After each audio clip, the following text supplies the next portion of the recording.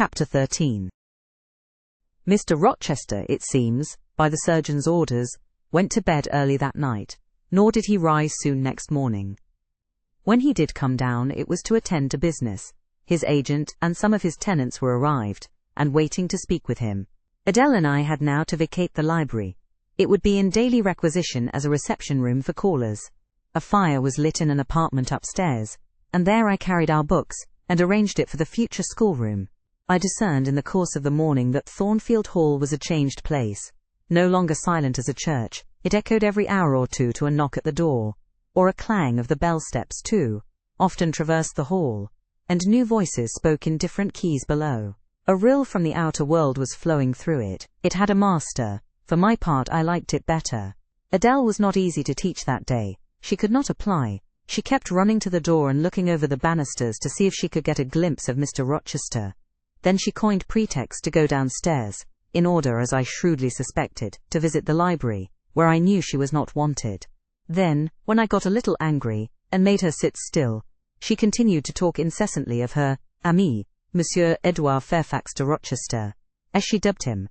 I had not before heard his pranomens, and to conjecture what presents he had brought her, for it appears he had intimated the night before, that when his luggage came from Millcote, there would be found amongst it a little box in whose contents she had an interest.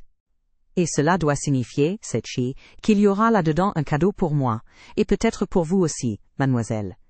Monsieur a parlé de vous, il m'a demandé le nom de ma gouvernante, et si elle n'était pas une petite personne, assez mince, et un peu pâle. J'ai dit oui, car c'est vrai, n'est-ce pas, mademoiselle? I and my pupil dined as usual in Mrs. Fairfax's parlour. The afternoon was wild and snowy, and we passed it in the schoolroom. At dark I allowed Adele to put away books and work, and to run downstairs. For from the comparative silence below, and from the cessation of appeals to the doorbell, I conjectured that Mr. Rochester was now at liberty. Left alone, I walked to the window, but nothing was to be seen thence. Twilight and snowflakes together thickened the air, and hid the very shrubs on the lawn. I let down the curtain and went back to the fireside. In the clear embers I was tracing a view, not unlike a picture I remembered to have seen of the castle of Heidelberg on the Rhine, when Mrs. Fairfax came in, breaking up by her entrance the fiery mosaic I had been piecing together, and scattering too some heavy unwelcome thoughts that were beginning to throng on my solitude. Mr. Rochester would be glad if you and your pupil would take tea with him in the drawing-room this evening, said she. He has been so much engaged all day that he could not ask to see you before. When is his tea time? I inquired. Oh, at 6 o'clock. He keeps early hours in the country. You had better change your frock now. I will go with you and fasten it. Here is a candle. Is it necessary to change my frock? Yes, you had better. I always dress for the evening when Mr. Rochester is here. This additional ceremony seemed somewhat stately. However, I repaired to my room, and, with Mrs. Fairfax's aid, replaced my black stuff dress by one of black silk.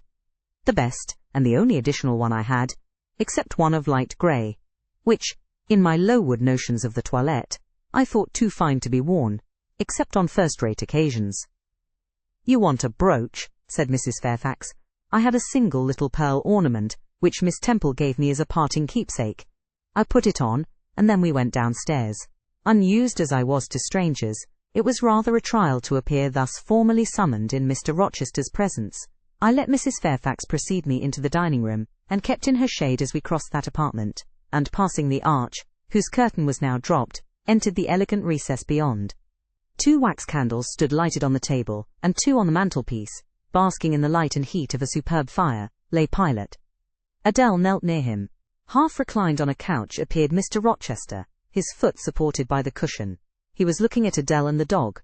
The fire shone full on his face. I knew my traveller with his broad and jetty eyebrows, his square forehead, made squarer by the horizontal sweep of his black hair. I recognized his decisive nose, more remarkable for character than beauty, his full nostrils denoting, I thought, choler, his grim mouth, chin and jaw. Yes, all 3 were very grim, and no mistake. His shape, now divested of cloak, I perceived harmonized in squareness with his physiognomy. I suppose it was a good figure in the athletic sense of the term, broad-chested, and thin-flanked, though neither tall nor graceful. Mr. Rochester must have been aware of the entrance of Mrs. Fairfax and myself, but it appeared he was not in the mood to notice us, for he never lifted his head as we approached. "Here is Miss Eyre, sir," said Mrs. Fairfax in her quiet way. He bowed, still not taking his eyes from the group of the dog and child. "Let Miss Eyre be seated," said he, and there was something in the forced stiff bow, in the impatient yet formal tone, which seemed further to express, "What the deuce is it to me whether Miss Eyre be there or not? At this moment I am not disposed to accost her."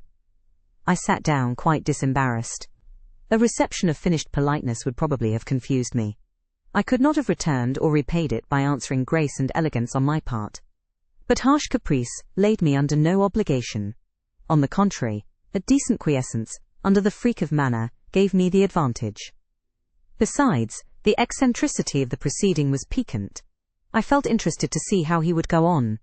He went on as a statue would, that is, he neither spoke nor moved.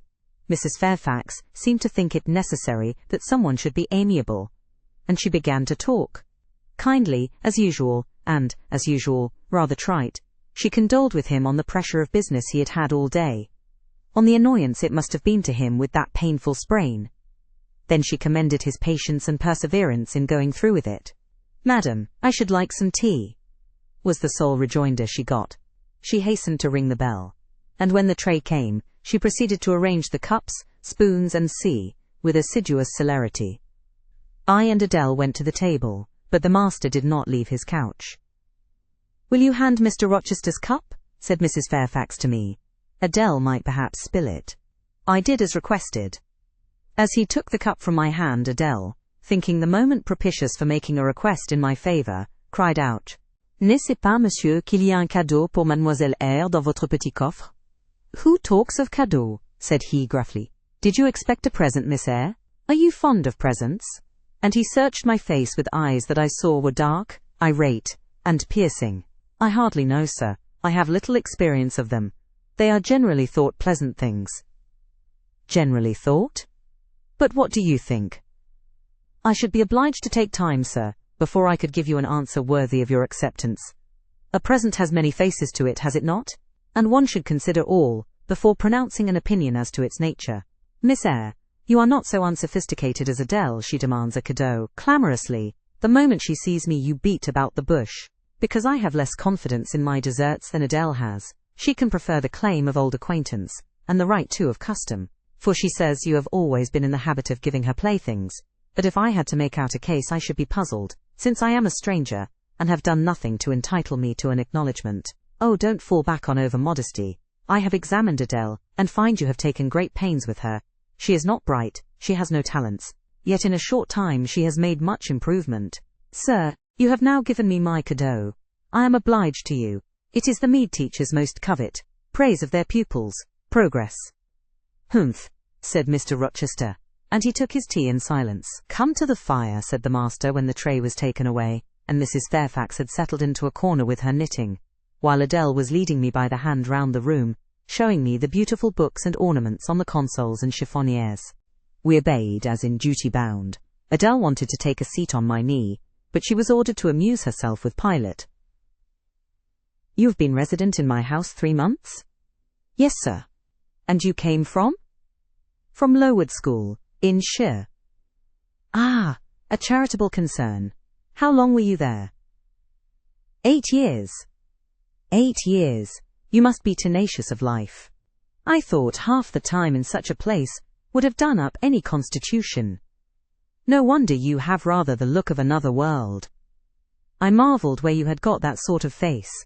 When you came on me in Hay Lane last night, I thought unaccountably of fairy tales, and had half a mind to demand whether you had bewitched my horse.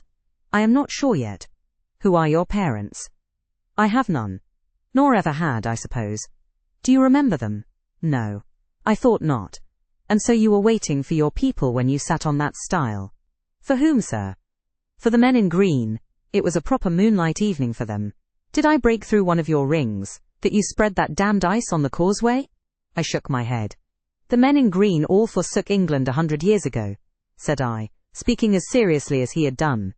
"And not even in Hay Lane, or the fields about it, could you find a trace of them. I don't think either summer or harvest or winter moon will ever shine on their revels more." Mrs. Fairfax had dropped her knitting, and, with raised eyebrows, seemed wondering what sort of talk this was. Well, resumed Mr. Rochester, if you disown parents you must have some sort of kinsfolk, uncles and aunts? No, none that I ever saw. And your home? I have none. Where do your brothers and sisters live? I have no brothers or sisters. Who recommended you to come here? I advertised, and Mrs. Fairfax answered my advertisement. Yes, said the good lady, who now knew what ground we were upon, and I am daily thankful for the choice Providence led me to make. Miss Eyre has been an invaluable companion to me, and a kind and careful teacher to Adele. Don't trouble yourself to give her a character, returned Mr. Rochester. Eulogiums will not bias me. I shall judge for myself. She began by felling my horse. Sir, said Mrs. Fairfax, I have to thank her for this sprain. The widow looked bewildered. Miss Eyre, have you ever lived in a town? No, sir. Have you seen much society? None but the pupils and teachers of Lowood, and now the inmates of Thornfield. Have you read much? Only such books as came in my way, and they have not been numerous or very learned. You have lived the life of a nun. No doubt you are well drilled in religious forms. Brocklehurst, who I understand directs Lowood, is a parson, is he not? Yes, sir. And you girls probably worshipped him, as a convent full of religieuses would worship their director. Oh, no. You are very cool. No. What? A novice not worship her priest? That sounds blasphemous. I disliked Mr. Brocklehurst, and I was not alone in the feeling. He is a harsh man, at once pompous and meddling. He cut off our hair, and for economy's sake bought us bad needles and thread, with which we could hardly sew. That was very false economy, remarked Mrs. Fairfax, who now again caught the drift of the dialogue. And was that the head and front of his offending? Demanded Mr. Rochester. He starved us when he had the sole superintendence of the provision department, before the committee was appointed, and he bored us with long lectures once a week, and with evening readings from books of his own inditing, about sudden deaths and judgments, which made us afraid to go to bed. What age were you when you went to Lowood? About 10. And you stayed there 8 years. You are now, then, 18, I assented. Arithmetic, you see, is useful. Without its aid, I should hardly have been able to guess your age. It is a point difficult to fix where the features and countenance are so much at variance as in your case. And now, what did you learn at Lowood? Can you play?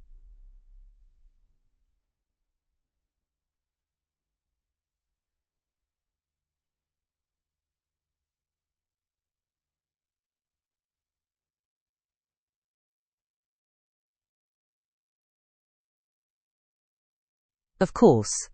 That is the established answer. Go into the library, I mean, if you please. Excuse my tone of command. I am used to say, do this, and it is done. I cannot alter my customary habits for one new inmate. Go then, into the library, take a candle with you, leave the door open. Sit down to the piano, and play a tune. I departed, obeying his directions. Enough, he called out in a few minutes. You play a little, I see. Like any other English schoolgirl. Perhaps rather better than some, but not well. I closed the piano and returned. Mr. Rochester continued. Adele showed me some sketches this morning, which she said were yours. I don't know whether they were entirely of your doing. Probably a master aided you? No, indeed, I interjected. Ah, that pricks pride. Well, fetch me your portfolio, if you can vouch for its contents being original. But don't pass your word unless you are certain.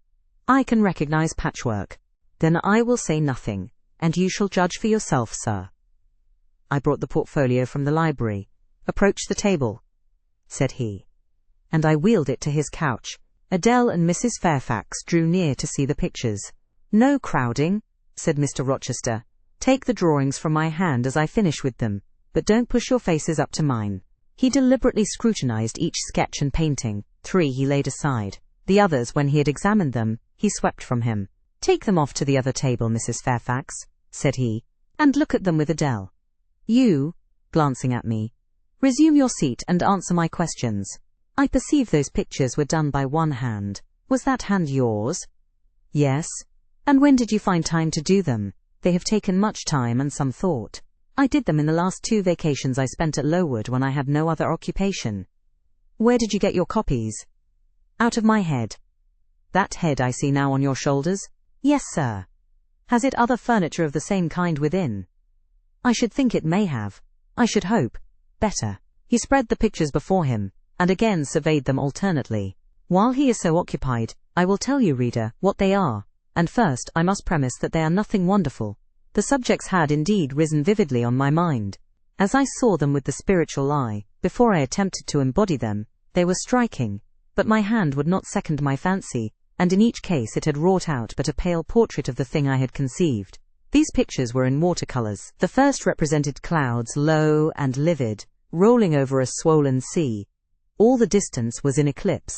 So too was the foreground, or rather the nearest billows, for there was no land. One gleam of light lifted into relief a half-submerged mast, on which sat a cormorant, dark and large, with wings flecked with foam. Its beak held a gold bracelet set with gems, that I had touched with as brilliant tints as my palette could yield, and as glittering distinctness as my pencil could impart. Sinking below the bird and mast, a drowned corpse glanced through the green water. A fair arm was the only limb clearly visible, whence the bracelet had been washed or torn. The second picture contained for foreground only the dim peak of a hill, with grass and some leaves slanting as if by a breeze. Beyond and above spread an expanse of sky, dark blue as at twilight. Rising into the sky was a woman's shape to the bust, portrayed in tints as dusk and soft as I could combine. The dim forehead was crowned with a star. The lineaments below were seen as through the suffusion of vapor. The eyes shone dark and wild. The hair streamed shadowy, like a beamless cloud torn by storm, or by electric travail. On the neck lay a pale reflection like moonlight. The same faint luster touched the train of thin clouds from which rose and bowed this vision of the evening star. The third showed the pinnacle of an iceberg piercing a polar winter sky. A muster of northern lights reared their dim lances, close serried, along the horizon. Throwing these into distance rose in the foreground a head, a colossal head, inclined towards the iceberg, and resting against it. Two thin hands, joined under the forehead, and supporting it, drew up before the lower features a sable veil. A brow quite bloodless, white as bone, and an eye hollow and fixed, blank of meaning but for the glassiness of despair, alone were visible. Above the temples, amidst wreathed turban folds of black drapery, vague in its character and consistency as cloud, gleamed a ring of white flame, gemmed with sparkles of a more lurid tinge. This pale crescent was the likeness of a kingly crown. What it diademed was the shape which shape had none. "Were you happy when you painted these pictures?" asked Mr. Rochester presently. "I was absorbed, sir. Yes, and I was happy. To paint them, in short, was to enjoy one of the keenest pleasures I have ever known." "That is not saying much. Your pleasures, by your own account, have been few, but I dare say you did exist in a kind of artist's dreamland, while you blent and arranged these strange tints. Did you sit at them long each day?" "I had nothing else to do, because it was the vacation, and I sat at them from morning till noon, and from noon till night. The length of the midsummer days favored my inclination to apply." "And you felt self-satisfied with the result of your ardent labors?" "Far from it. I was tormented by the contrast between my idea and my handiwork. In each case I had imagined something which I was quite powerless to realize." "Not quite. You have secured the shadow of your thought, but no more probably. You had not enough of the artist's skill and science to give it full being. Yet the drawings are, for a schoolgirl, peculiar. As to the thoughts, they are elfish. These eyes in the evening star you must have seen in a dream. How could you make them look so clear and yet not at all brilliant? For the planet above quells their rays. And what meaning is that in their solemn depth? And who taught you to paint wind? There is a high gale in that sky, and on this hilltop. Where did you see Latmos? For that is Latmos. There, put the drawings away." I had scarce tied the strings of the portfolio, when, looking at his watch, he said abruptly, "It is 9 o'clock. What are you about, Miss Eyre, to let Adele sit up so long?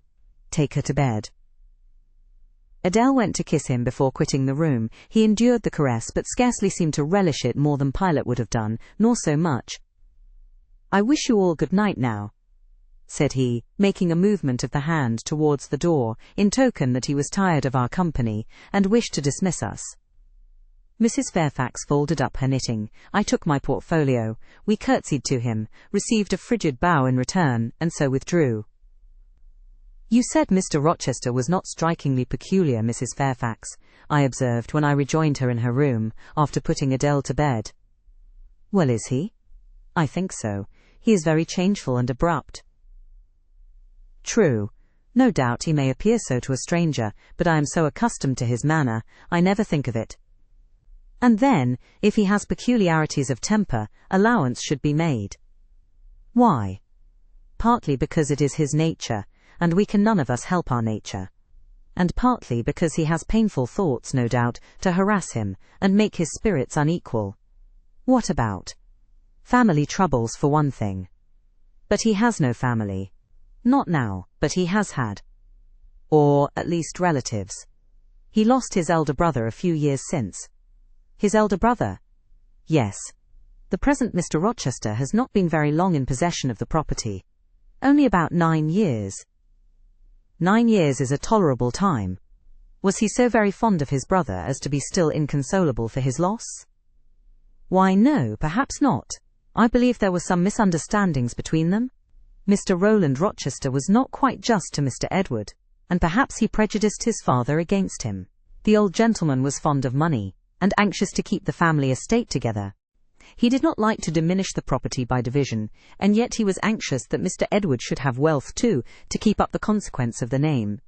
And soon after he was of age, some steps were taken that were not quite fair, and made a great deal of mischief.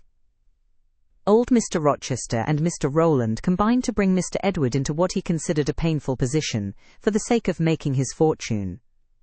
What the precise nature of that position was I never clearly knew, but his spirit could not brook what he had to suffer in it. He is not very forgiving. He broke with his family, and now for many years he has led an unsettled kind of life.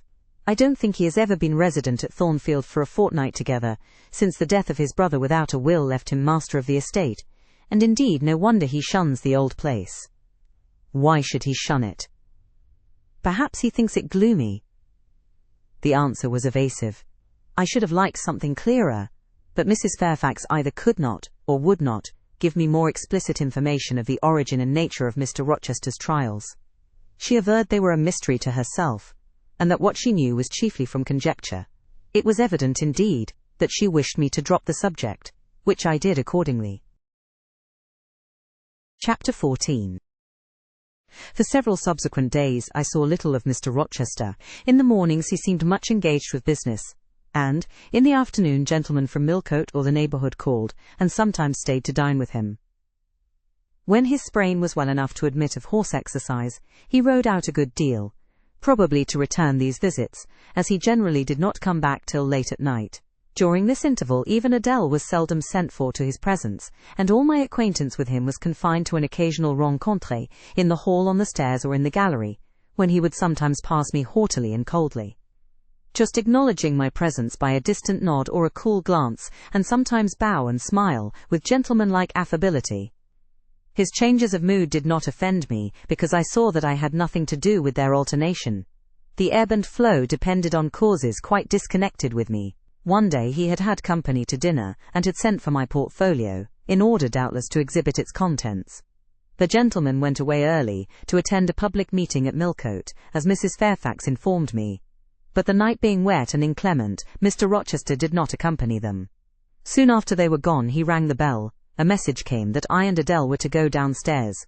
I brushed Adele's hair and made her neat, and having ascertained that I was myself in my usual Quaker trim, where there was nothing to retouch, all being too close and plain, braided locks included, to admit of disarrangement, we descended, Adele wondering whether the petit coffre was at length come, for, owing to some mistake, its arrival had hitherto been delayed. She was gratified. There it stood, a little carton on the table when we entered the dining room. She appeared to know it by instinct. "Ma boîte! Ma boîte!" exclaimed she, running towards it. "Yes, there is your boîte at last. Take it into a corner, you genuine daughter of Paris, and amuse yourself with disemboweling it," said the deep and rather sarcastic voice of Mr. Rochester, proceeding from the depths of an immense easy-chair at the fireside. "And mind," he continued, "don't bother me with any details of the anatomical process, or any notice of the condition of the entrails. Let your operation be conducted in silence. Tiens-toi tranquille, enfant, comprends-tu?" Adele seemed scarcely to need the warning. She had already retired to a sofa with her treasure, and was busy untying the cord which secured the lid. Having removed this impediment, and lifted certain silvery envelopes of tissue paper, she merely exclaimed, "Oh ciel, que c'est beau," and then remained absorbed in ecstatic contemplation. "Is Miss Eyre there?"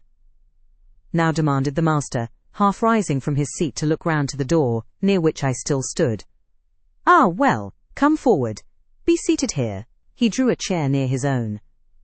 "I am not fond of the prattle of children," he continued, "for old bachelor as I am, I have no pleasant associations connected with their lisp. It would be intolerable to me to pass a whole evening tete-a-tete with a brat. Don't draw that chair farther off, Miss Eyre. Sit down exactly where I placed it, if you please, that is. Confound these civilities. I continually forget them, nor do I particularly affect simple-minded old ladies. By the by, I must have mine in mind. It won't do to neglect her. She is a Fairfax or wed to one, and blood is said to be thicker than water." He rang, and dispatched an invitation to Mrs. Fairfax, who soon arrived, knitting basket in hand. "Good evening, madam. I sent to you for a charitable purpose. I have forbidden Adele to talk to me about her presence, and she is bursting with repletion. Have the goodness to serve her as auditress and interlocutress. It will be one of the most benevolent acts you ever performed." Adele, indeed, no sooner saw Mrs. Fairfax than she summoned her to her sofa, and there quickly filled her lap with the porcelain, the ivory, the waxen contents of her boîte, pouring out meantime explanations and raptures in such broken English as she was mistress of. "Now I have performed the part of a good host," pursued Mr. Rochester, "put my guests into the way of amusing each other, I ought to be at liberty to attend to my own pleasure. Miss Eyre, draw your chair still a little farther forward. You are yet too far back. I cannot see you without disturbing my position in this comfortable chair, which I have no mind to do." I did as I was bid, though I would much rather have remained somewhat in the shade. But Mr. Rochester had such a direct way of giving orders, it seemed a matter of course to obey him promptly. We were, as I have said, in the dining-room. The lustre which had been lit for dinner filled the room with a festal breadth of light. The large fire was all red and clear. The purple curtains hung rich and ample before the lofty window and loftier arch. Everything was still, save the subdued chat of Adele. She dared not speak loud, and, filling up each pause, the beating of winter rain against the panes. Mr. Rochester, as he sat in his damask-covered chair, looked different to what I had seen him look before. Not quite so stern, much less gloomy. There was a smile on his lips, and his eyes sparkled. Whether with wine or not, I am not sure, but I think it very probable. He was, in short, in his after-dinner mood, more expanded and genial, and also more self-indulgent than the frigid and rigid temper of the morning. Still he looked preciously grim, cushioning his massive head against the swelling back of his chair, and receiving the light of the fire on his granite-hewn features and in his great dark eyes. For he had great dark eyes, and very fine eyes too, not without a certain change in their depth sometimes, which, if it was not softness, reminded you at least of that feeling. He had been looking 2 minutes at the fire, and I had been looking the same length of time at him, when, turning suddenly, he caught my gaze fastened on his physiognomy. "You examine me, Miss Eyre," said he. "Do you think me handsome?" I should, if I had deliberated, have replied to this question by something conventionally vague and polite, but the answer somehow slipped from my tongue before I was aware. "No, sir." "Ah, by my word, there is something singular about you," said he. "You have the air of a little nonette, quaint, quiet, grave and simple, as you sit with your hands before you, and your eyes generally bent on the carpet, except by the by, when they are directed piercingly to my face, as just now, for instance. And when one asks you a question, or makes a remark to which you are obliged to reply, you rap out a round rejoinder, which, if not blunt, is at least brusque. What do you mean by it?" "Sir, I was too plain. I beg your pardon. I ought to have replied that it was not easy to give an impromptu answer to a question about appearances, that tastes mostly differ, and that beauty is of little consequence, or something of that sort." "You ought to have replied no such thing. Beauty of little consequence, indeed. And so, under pretence of softening the previous outrage, of stroking and soothing me into placidity, you stick a sly penknife under my ear. Go on. What fault do you find with me, pray? I suppose I have all my limbs and all my features like any other man." "Mr. Rochester, allow me to disown my first answer. I intended no pointed repartee. It was only a blunder." "Just so. I think so. And you shall be answerable for it. Criticize me. Does my forehead not please you? He lifted up the sable waves of hair which lay horizontally over his brow, and showed a solid enough mass of intellectual organs, but an abrupt deficiency, where the suave sign of benevolence should have risen. Now, ma'am, am I a fool? Far from it, sir. You would perhaps think me rude if I inquired in return whether you are a philanthropist. There again! Another stick of the penknife, when she pretended to pat my head. And that is because I said I did not like the society of children and old women. Low be it spoken. No, young lady, I am not a general philanthropist, but I bear a conscience. And he pointed to the prominences which are said to indicate that faculty, and which, fortunately for him, were sufficiently conspicuous, giving indeed a marked breadth to the upper part of his head. And, besides, I once had a kind of rude tenderness of heart. When I was as old as you, I was a feeling fellow enough partial to the unfledged, unfostered and unlucky, but fortune has knocked me about since. She has even kneaded me with her knuckles, and now, I flatter myself, I am hard and tough as an India-rubber ball. Pervious, though, through a chink or two still, and with one sentient point in the middle of the lump. Yes, does that leave hope for me? Hope of what, sir? Of my final retransformation from India-rubber back to flesh? Decidedly he has had too much wine, I thought, and I did not know what answer to make to his queer question.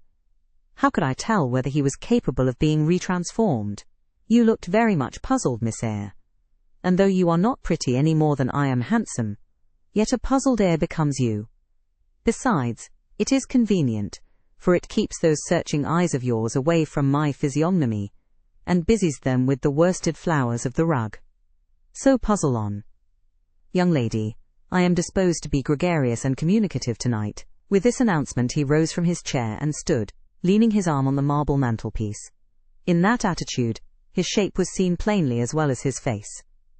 His unusual breadth of chest, disproportionate almost to his length of limb. I am sure most people would have thought him an ugly man, yet there was so much unconscious pride in his port, so much ease in his demeanour, such a look of complete indifference to his own external appearance, so haughty a reliance on the power of other qualities, intrinsic or adventitious, to atone for the lack of mere personal attractiveness, that, in looking at him, one inevitably shared the indifference, and even in a blind, imperfect sense, put faith in the confidence.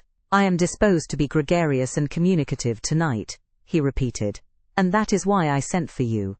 The fire and the chandelier were not sufficient company for me, nor would Pilate have been, for none of these can talk. Adele is a degree better, but still far below the mark. Mrs. Fairfax ditto. You, I am persuaded, can suit me if you will. You puzzled me the first evening I invited you down here.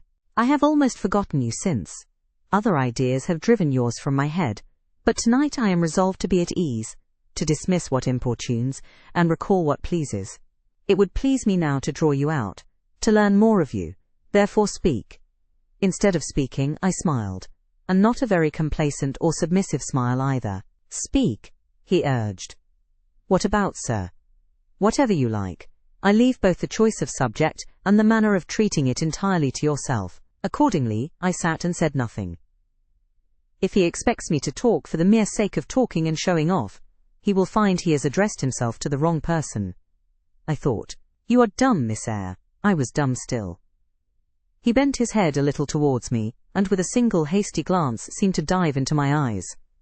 Stubborn, he said, and annoyed. Ah, it is consistent. I put my request in an absurd, almost insolent form. Miss Eyre, I beg your pardon. The fact is, once for all, I don't wish to treat you like an inferior. That is, correcting himself, I claim only such superiority as must result from 20 years, difference in age and a century's advance in experience. This is legitimate, et j'y tiens, as Adele would say, and it is by virtue of this superiority, and this alone, that I desire you to have the goodness to talk to me a little now and divert my thoughts, which are galled with dwelling on one point. Cankering as a rusty nail. He had deigned an explanation, almost an apology, and I did not feel insensible to his condescension, and would not seem so. I am willing to amuse you, if I can, sir, quite willing, but I cannot introduce a topic, because how do I know what will interest you? Ask me questions, and I will do my best to answer them. Then in the first place, do you agree with me that I have a right to be a little masterful, abrupt, perhaps exacting sometimes on the grounds I stated, namely that I am old enough to be your father, and that I have battled through a varied experience with many men of many nations, and roamed over half the globe, while you have lived quietly with one set of people in one house. Do as you please, sir. That is no answer, or rather it is a very irritating because a very evasive one. Reply clearly. I don't think, sir, you have a right to command me, merely because you are older than I, or because you have seen more of the world than I have.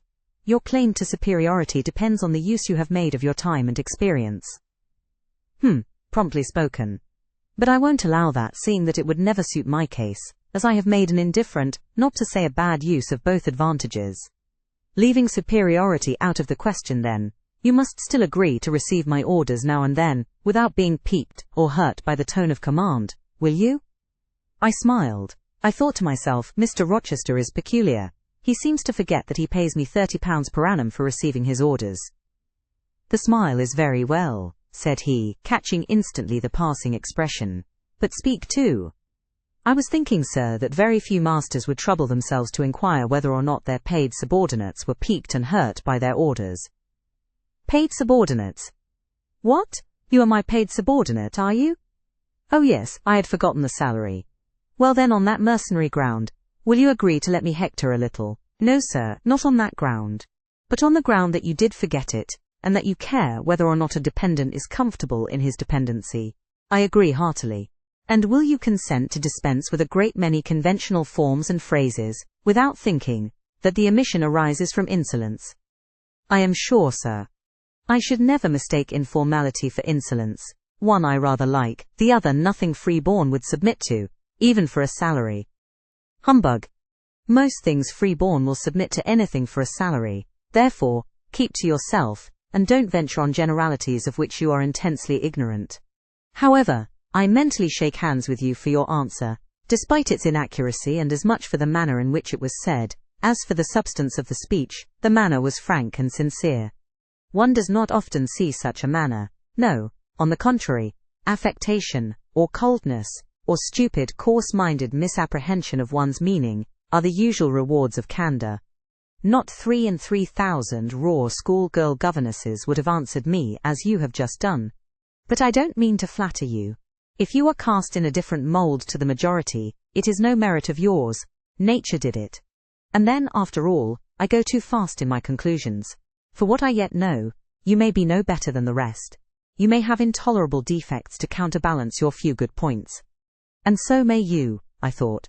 My eye met his as the idea crossed my mind. He seemed to read the glance, answering as if its import had been spoken as well as imagined. Yes, you are right, said he. I have plenty of faults of my own, I know it, and I don't wish to palliate them, I assure you.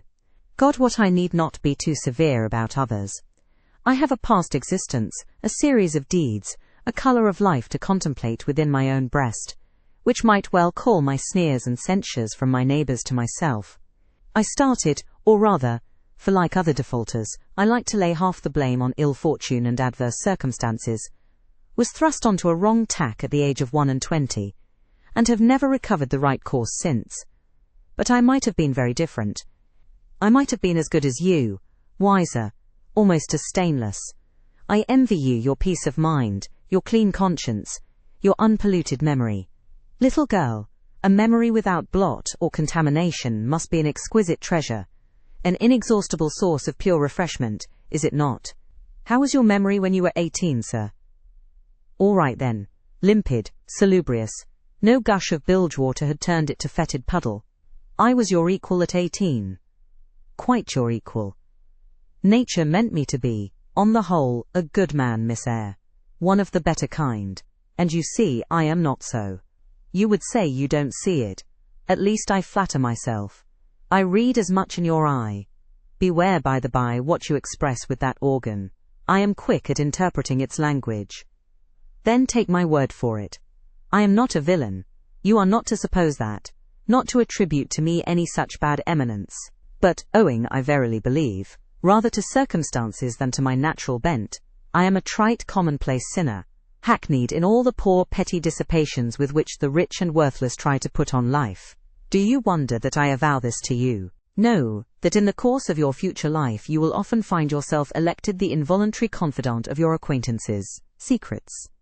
People will instinctively find out, as I have done, that it is not your forte to tell of yourself, but to listen while others talk of themselves.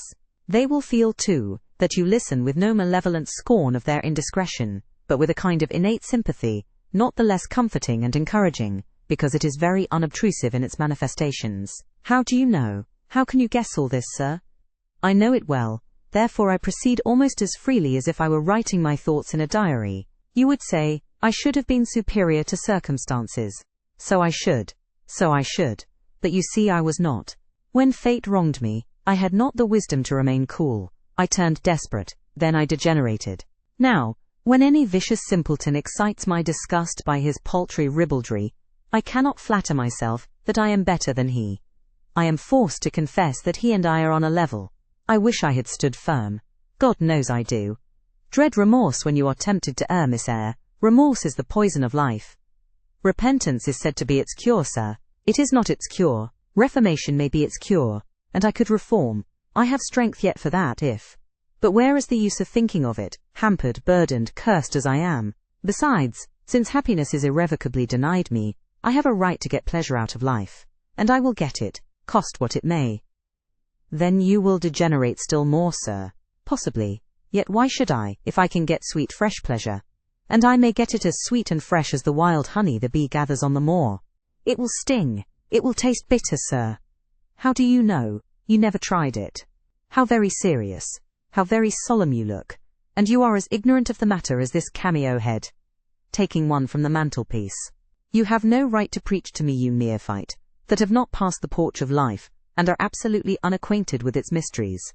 I only remind you of your own words, sir.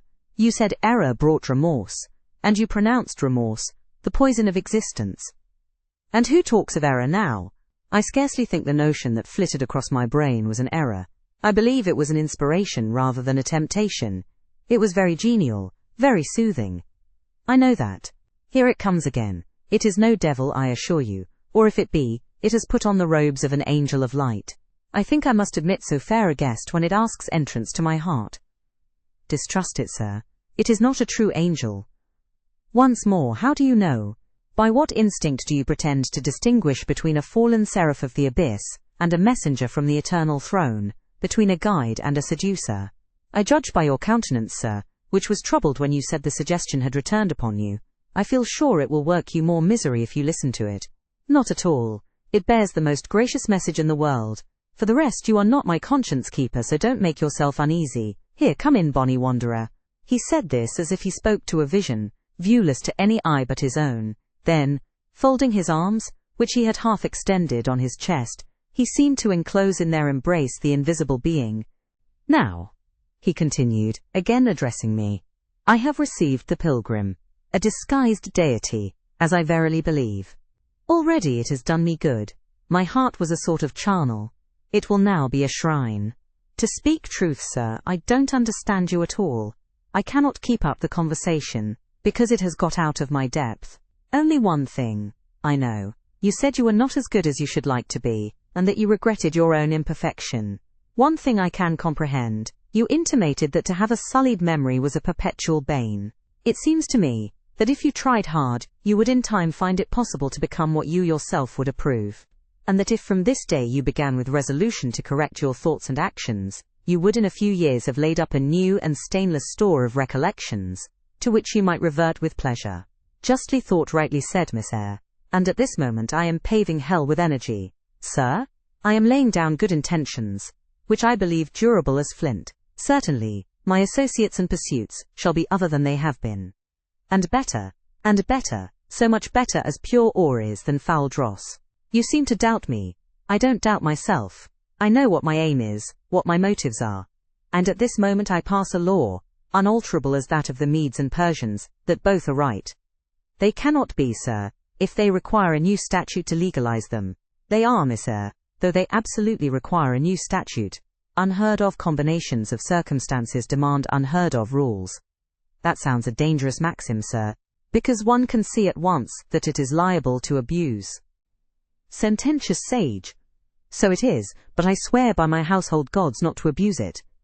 You are human and fallible. I am. So are you. What then? The human and fallible should not arrogate a power with which the divine and perfect alone can be safely entrusted. What power? That of saying of any strange, unsanctioned line of action. Let it be right. Let it be right. The very words. You have pronounced them. May it be right then, I said as I rose, deeming it useless to continue a discourse which was all darkness to me, and, besides, sensible that the character of my interlocutor was beyond my penetration at least, beyond its present reach, and feeling the uncertainty, the vague sense of insecurity, which accompanies a conviction of ignorance. Where are you going? To put Adele to bed. It is past her bedtime. You are afraid of me, because I talk like a sphinx. Your language is enigmatical, sir, but though I am bewildered, I am certainly not afraid. You are afraid. Your self-love dreads a blunder. In that sense, I do feel apprehensive. I have no wish to talk nonsense. If you did, it would be in such a grave, quiet manner, I should mistake it for sense. Do you never laugh, Miss Eyre? Don't trouble yourself to answer. I see you laugh rarely, but you can laugh very merrily.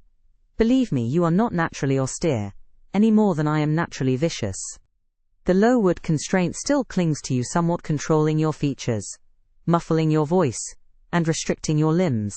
And you fear in the presence of a man and a brother, or father or master, or what you will, to smile too gaily, speak too freely, or move too quickly. But, in time, I think you will learn to be natural with me, as I find it impossible to be conventional with you. And then your looks and movements will have more vivacity and variety than they dare offer now. I see at intervals the glance of a curious sort of bird through the close-set bars of a cage. A vivid, restless, resolute captive is there. Were it but free, it would soar cloud-high. You are still bent on going? It has struck 9, sir. Never mind.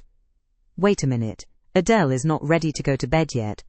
My position, Miss Eyre, with my back to the fire, and my face to the room, favours observation. While talking to you, I have also occasionally watched Adele. I have my own reasons for thinking her a curious study, reasons that I may, nay that I shall, impart to you some day. She pulled out of her box about 10 minutes ago a little pink silk frock. Rapture lit her face as she unfolded it. Coquetry runs in her blood, blends with her brains, and seasons the marrow of her bones.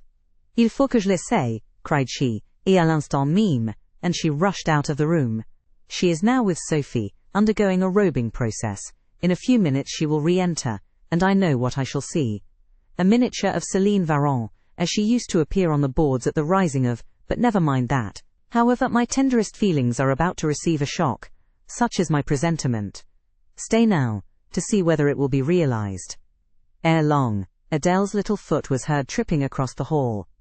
She entered, transformed as her guardian had predicted. A dress of rose-colored satin, very short, and as full in the skirt as it could be gathered, replaced the brown frock she had previously worn. A wreath of rosebuds circled her forehead. Her feet were dressed in silk stockings and small white satin sandals. Est-ce que ma robe va bien? Cried she, bounding forwards. Et mes souliers? Et mes bas? Tenez, je crois que je vais danser. And spreading out her dress, she chassed across the room till, having reached Mr. Rochester, she wheeled lightly round before him on tiptoe, then dropped on one knee at his feet, exclaiming, Monsieur, je vous remercie 1000 fois de votre bonté. Then rising, she added, C'est comme cela que maman faisait, n'est-ce pas, monsieur? Precisely, was the answer. And comme cela, she charmed my English gold out of my British breeches pocket. I have been green too, Miss Eyre. I grass green. Not a more vernal tint freshens you now than once freshened me. My spring is gone, however, but it has left me that French floweret on my hands, which, in some moods, I would fain be rid of. Not valuing now the root whence it sprang, having found that it was of a sort which nothing but gold dust could manure, I have but half a liking to the blossom, especially when it looks so artificial as just now. I keep it and rear it rather, on the Roman Catholic principle of expiating numerous sins, great or small, by one good work. I'll explain all this some day. Good night.